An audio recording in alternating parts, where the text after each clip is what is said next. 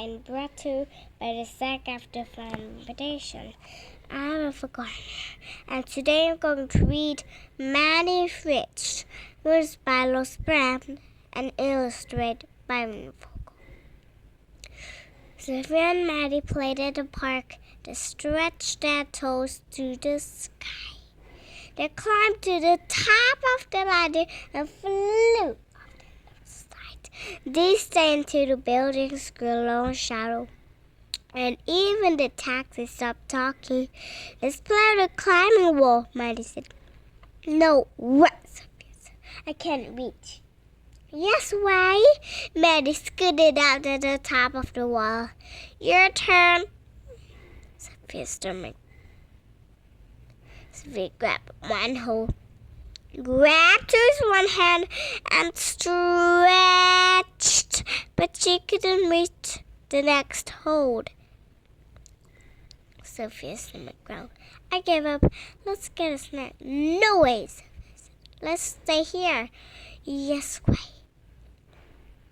Sophia ran to Maddi's building and raced up the stairs. Wait! Maddi went after her. Maddi was the best climber. Sophia was fastest runner. Sophia,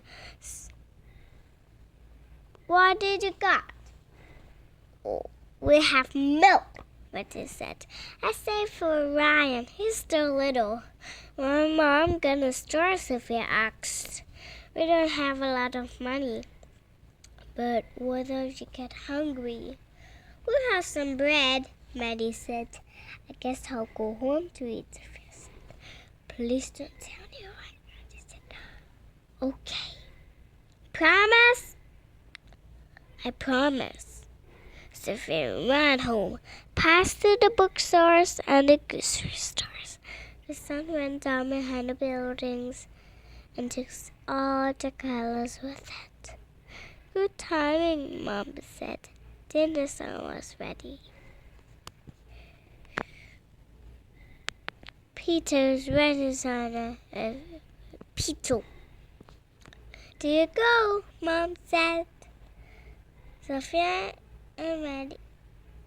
Sophia's fridge was full of milk and eggs and tortillas and cheese and lettuce, jam, salsa, tofu, and even have a kind of dog food.